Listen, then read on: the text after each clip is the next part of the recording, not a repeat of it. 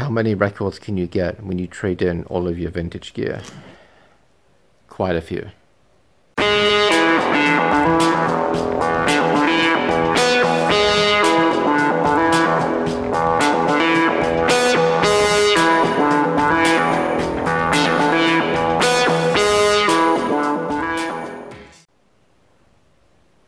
Hello again, vinyl community, Matt here. That's right, so I finally traded in all of my vintage stereo gear. For those of you who maybe subscribed for a little while, you may know that I originally had a vintage Kenwood setup. I then upgraded kind of to a vintage Pioneer setup. That was probably, geez, a year ago, maybe something like that. Maybe even closer to 2 years ago.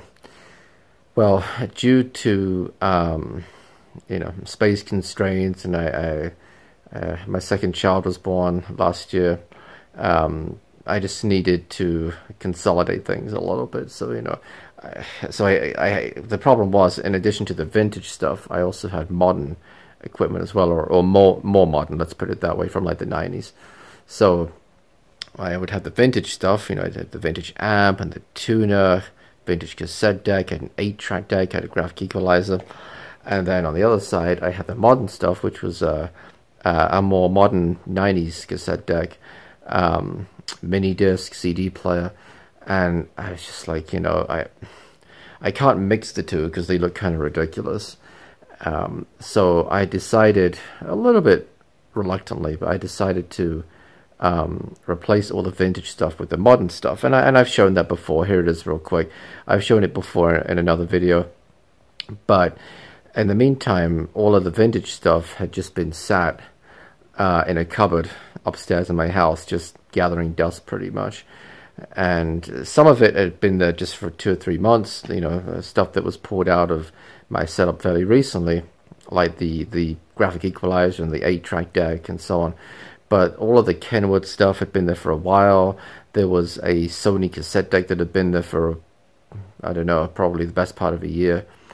And it was just gathering dust, like I said. So finally, I thought, you know, I'm gonna try and trade it in. So I went recently to Bob's Record Shack, and I made a video about that. Just my experience of going there. It was a new record store to me. I mean, I think he's been there a while, but it was the first time I'd been there. And when I was there, I noticed that he sells vintage stereo gear. And so I said to him, well, you know, I've got kind of a pile of this stuff. If you're interested, I'll bring it by sometime. You can take a look. So, you know, he said, sure. So finally, you know, a number of weeks went by. And then 2 or 3 weeks ago, I took everything over there. Kind of sucked that it was raining, which is unusual for Southern California, but trying to carry all of the stuff from the car to his store. But he helped me carry some of it. But anyway, we worked out a deal, combination of cash and store credit. So you know, I think it was mutually beneficial, because he'll sell what I sent him, what I sold to him, for 2 to 3 times what he gave me, which is understood. That's always the way you trade something in at a store. I mean, it's going to sit for a while, probably, at least some of it, and you know, he's got to make some money on it, so I totally get that.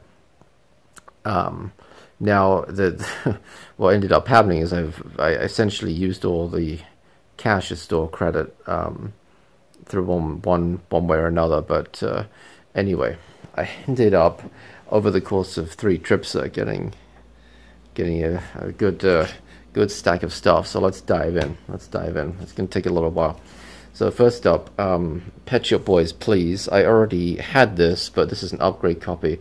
Still in the shrink with the hype sticker on it. Classic album, of course. Western Girls was the big hit, but Love Comes Quickly and Opportunities, Let's Make Lots of Money, those were both hits. Let's see what else is on here. Oh, Suburbia, that was a single release as well, at least in the UK.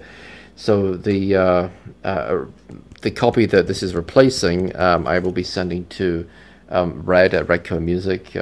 He said it had been on his wish list, so I said, hey, you know, it's not like mint or anything. It's probably VG Plus, but if you want it, so it's going to be. In fact, I've even got it boxed up. I just need to send it to him, so that will be heading his way shortly. I also picked up a couple of Pink Floyd albums. Thought I'd pad out my collection. I have, let me see, I have all of their albums, I think, from Wish You Were Here onwards, up until The Division Bell. And although I admit I am more into their latest stuff than their earlier stuff, you know, I like some of their earlier stuff. So, you know, obviously I mean, anything before Dark Side of the Moon. But anyway, I picked up Relics, which is nice. This is a reissue, but still, you know, so it's from the 70s. So that's very cool. I think I had this on cassette, but it's nice to get it on vinyl too. I also picked up, I never know how to pronounce this, Umaguma, whatever. Finally picked this up as well. Pretty sure this is a reissue because that's blank. This wasn't blank on the earlier pressings, but of course this is a combination studio and live album, which is nice to have. Again, you know, this one hadn't been super high on my wish list, but when you've got a good amount of store credit, you sort of start looking for things that ordinarily would be a little pricier to buy, like this would, and so I figured I'd grab it. It's in nice condition. I also picked up Stevie Nicks' The Wild Heart. Now, this has a little bit of a warp in it. I thought it was going to be unplayable, to be honest, but it flattened out okay when I put it on the turntable, and it does play fine. So I may keep an eye out for at least an upgraded copy of the vinyl, but we'll see. It's okay. It wasn't bad enough to the point where I wanted to take it back or anything. So, but yeah, it's still in the shrink, which is nice.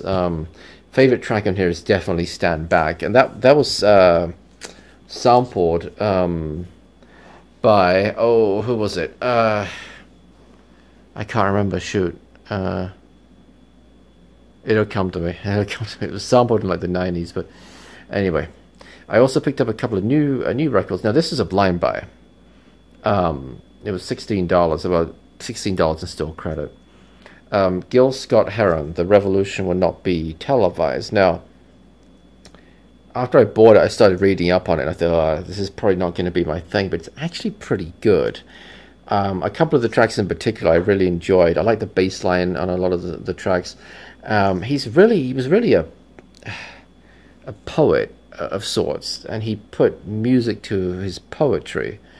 But he's a good singer as well. So, yeah, again, this was a little bit of a blind buy, but "Save the Children" was a really good song on here in particular. And, you know, for $16 in store credit, why not? Another, not really a blind buy, but I only knew one song off the album, but this is another brand new reissue. Parliament, Up for the Downstroke. Very pleased to get my first Parliament record on vinyl, so that's cool. Actually, I think I have 145 of this, but this is my first LP. And Up for the Downstroke, the title track, of course, is the one that I knew that was a hit back in the day, but it has several songs on here that I really like too. George Clinton, of course, famously of Parliament, and Funkadelic, I think, right? I think. Yeah. Anyway, so that was the initial batch that I got right here. And I then on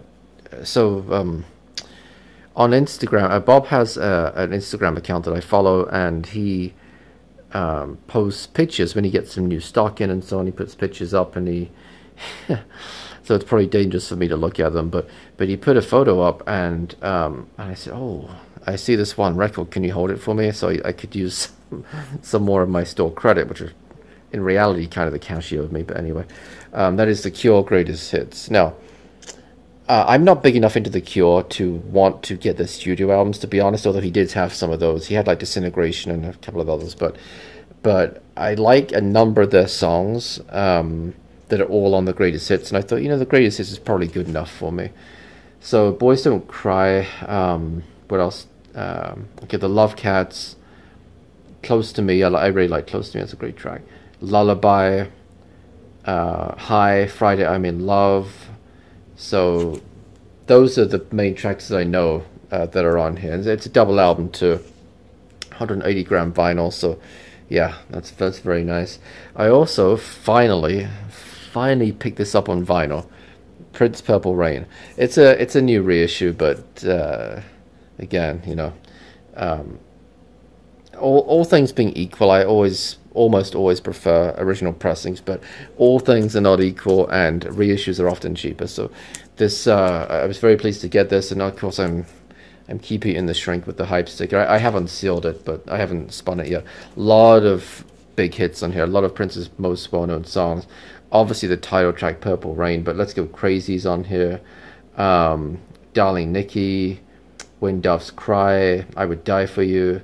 So yeah, really pleased to finally get a copy of that on vinyl. And then Bob made the mistake of posting another picture on Instagram yesterday. So, now this is what happened. So the one that I saw that he posted with a bunch of others, you know, there were several dozen records, was the Batman soundtrack. Okay, so I sent him a message and I said, oh, do you mind holding that for me? So he said, sure. You know, he doesn't usually do that because I think he's just had one too many times where somebody asked him to hold something and they didn't show up. But he said, you know what, I know you're good for it, and I mean, he owed me the money or the store credit anyway, so what the heck? So he held it. So I went in there, but the condition was just okay. Like there's some wear on the spine here, even though at a glance it looks great. There are a number of marks of the record. So I said to him, you know, I think I'm gonna probably I asked him how much it was. He said $15.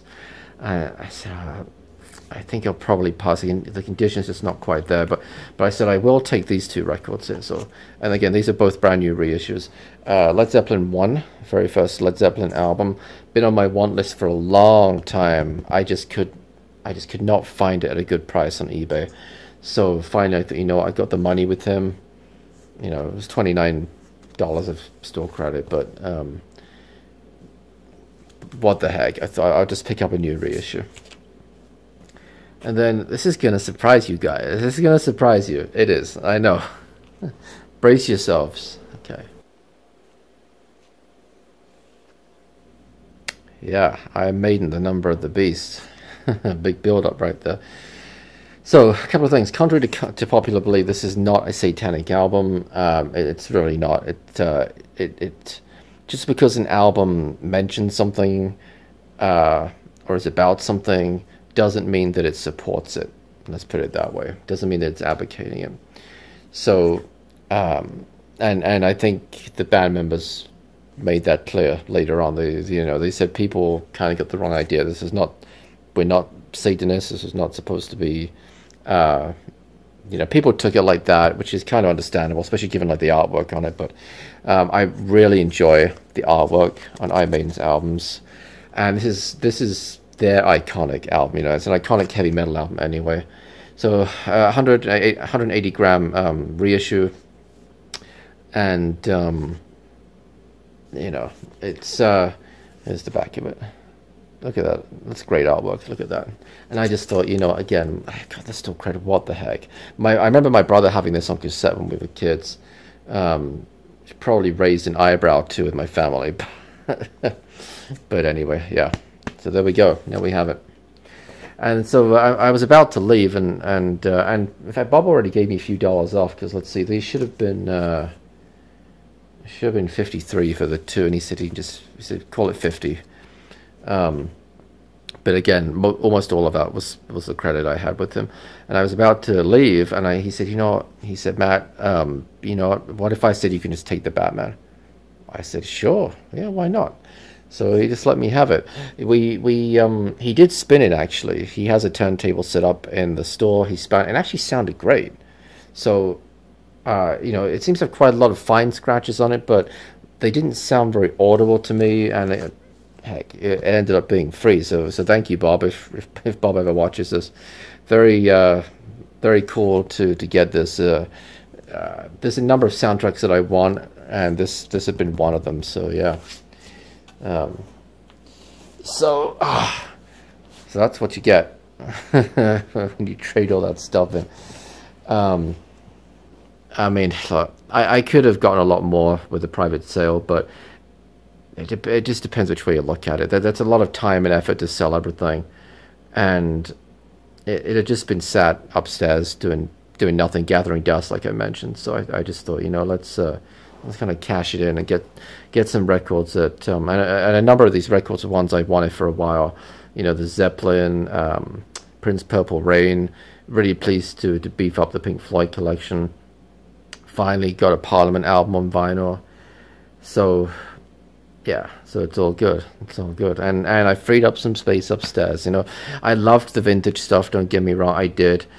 But by downsizing, you know, I no longer have the media console in the corner anymore, which I used to have the vintage stuff in. So I thought, well, how am I supposed to combine this modern stuff that I have in the vintage stuff? And I can't stack it all. That's just it's tall enough as it is back there, you know, right there. And I don't have room to put it side by side or something. It just wasn't feasible. And besides, why do I need 2 tape decks, you know, and so on and so on. And the modern day Sony receiver that I got has a tuner as well. So, and I barely use the tuner anyway. So, you know, it's just one of those things. You got to make a decision and move on. And I thought, well, the vintage stuff's gonna have to go. Plus, it's less reliable. As much as I really did enjoy it, especially like the graphic equalizer. The difference that made to the sound was incredible, but again, you know, sometimes you got to make the hard decisions. So, but I'm pleased with the setup now. I am pleased with it. It's definitely cleaner. It really is. So, and I know that when I turn a dial, it's not going to crack or anything like that. So there we go. That's it for today, guys. Thank you as always for watching. If you would like to subscribe, please hit the subscribe button below. If you hit the bell icon, you will be notified whenever I post a new video. And always appreciate everybody's feedback and comments. Thanks as always for watching. Until next time. Bye bye.